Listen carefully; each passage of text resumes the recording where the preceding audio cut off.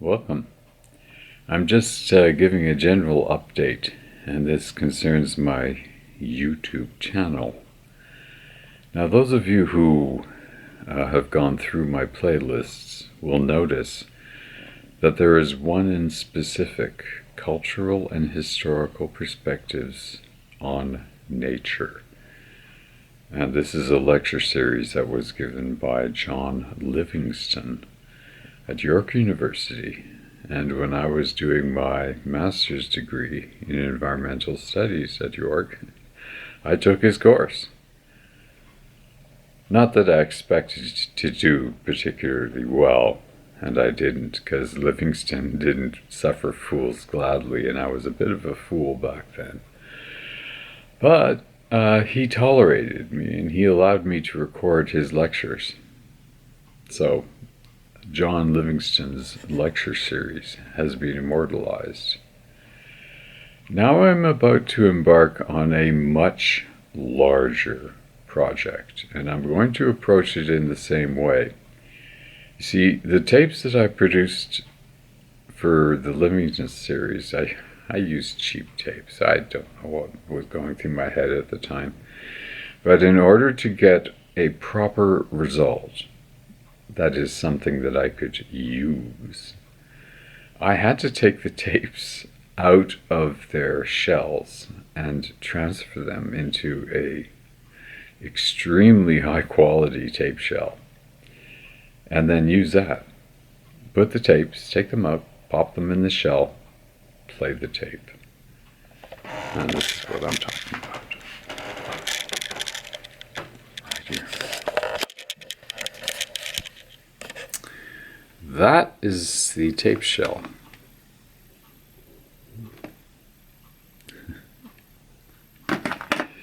And these are the tapes that are going to be transferred.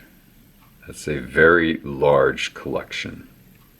And all of the content of this collection, the nature of geography, McBoyle and Nash, shall be uploaded to YouTube as an academic course. The course is long gone. McBoyle and Nash, well, they're gone. They've gone to heaven, I would imagine. But their voices live on. I've got to tell you, these are pretty rough sounding recordings. And I'm going to present them as they are. I won't be cleaning them up, so, you will have to listen to them in the manner in which I did as an undergraduate at the University of Waterloo.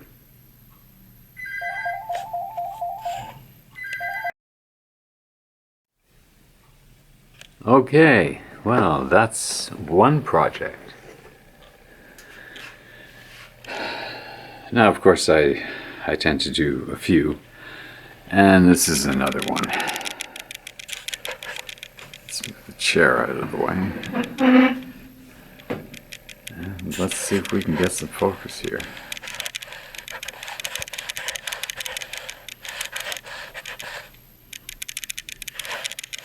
Not close yet. There we go.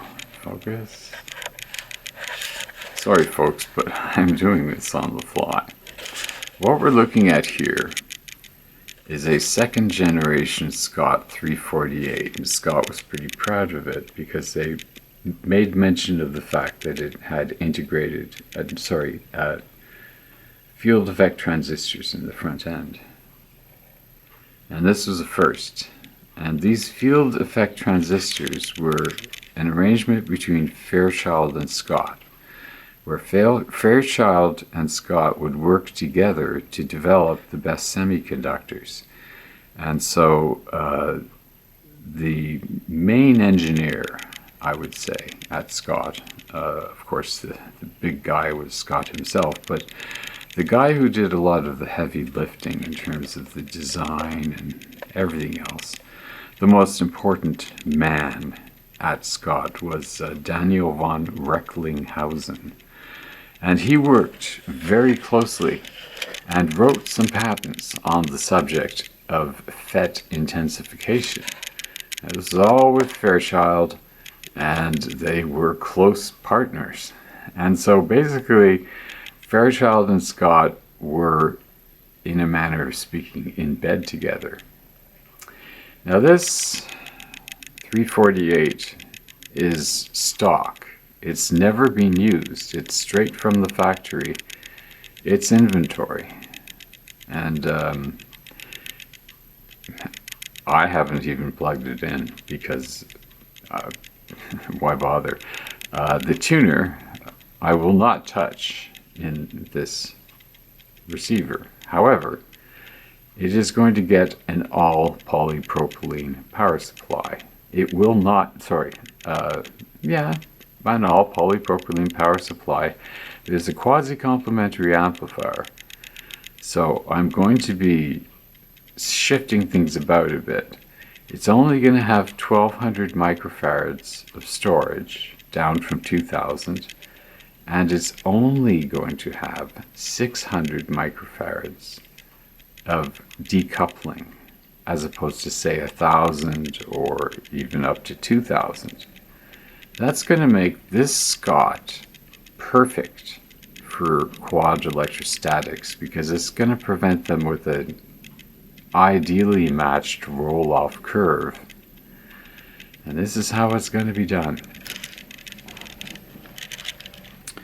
What you're looking at here is a topside view, and the Scott 348 is underneath, and it needs a second chassis, and this here is the second chassis, and you can see it kind of matches. They're about the same size, and underneath second chassis are the following. They need to be straightened out a bit, but this will all be mounted, of course, onto this frame here. These let me get a focus on this. Is it even possible? Are let's go. That's visually focused. That's pretty clear. That's what we're looking at. These are Solon capacitors, the best you can get. These capacitors here, it's 2, 4, 6, and 8. This is how the configuration works. This is for one channel. This is 600 microfarads of decoupling. This is the other channel. That's 600 microfarads of decoupling. This is the power supply. That's 1200 microfarads of storage. That should do it. And it's all film. And it fills the space of a fairly compact box which will sit on the top of this unit, and the whole thing will go into a rack mount. That will transform this unit because, of course, apart from the tuner, which I shall not touch except, to check if the alignment is okay, and I'd be awfully surprised if it wasn't spot on. Come on, focus.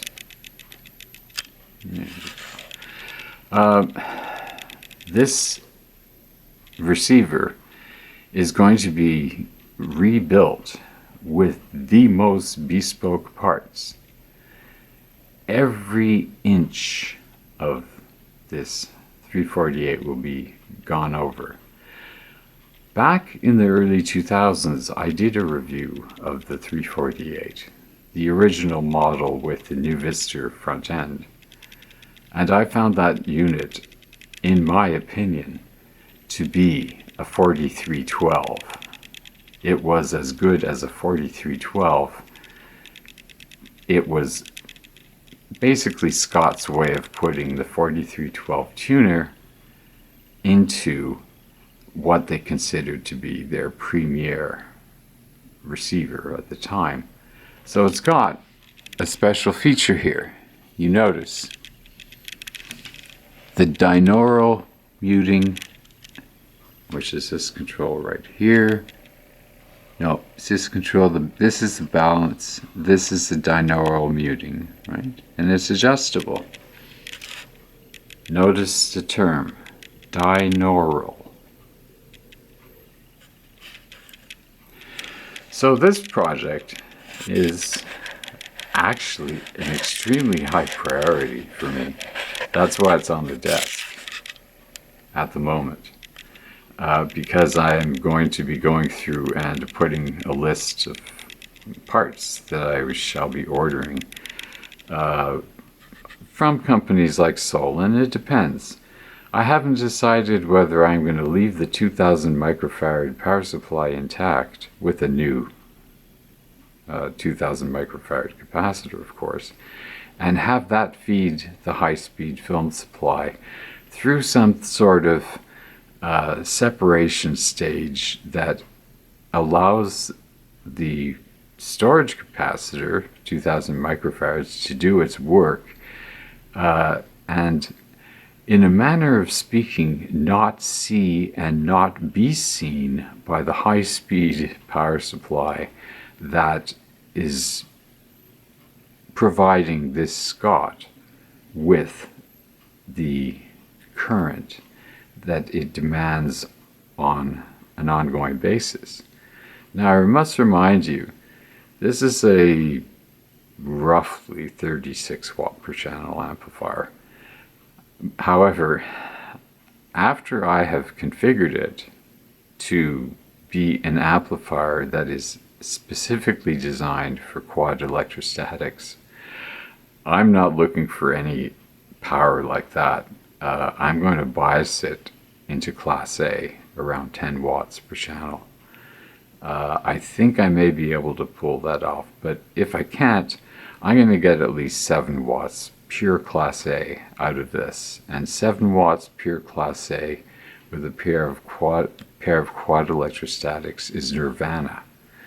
And by the way, how this thing is set up, the way I will set it up to work with the quads, you can turn the volume to maximum and it will not damage the quads.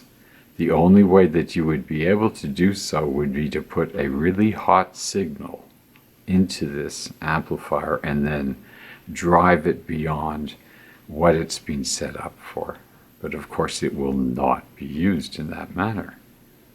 It will be hooked up to a pair of quad ESL 63s, and I think I'm making a statement here that, in my view, quasi-complementary solid-state amplifiers are really the way to go.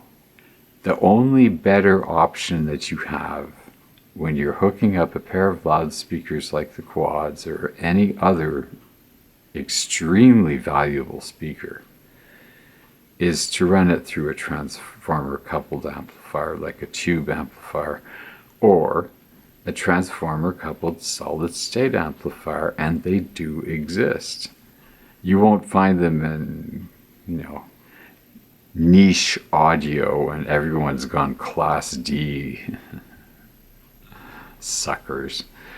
But you will find it. In professional audio applications, they frequently use transformer coupling because it offers tremendous advantages. No, this won't have a transformer coupled amplifier, but one could be made for it.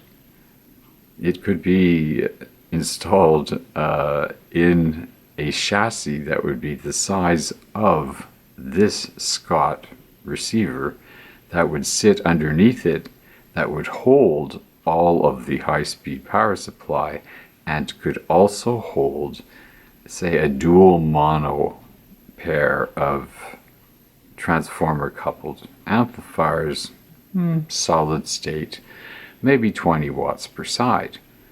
And that would turn this thing into a truly capable device to have such a secondary chassis developed for it with these specialized features.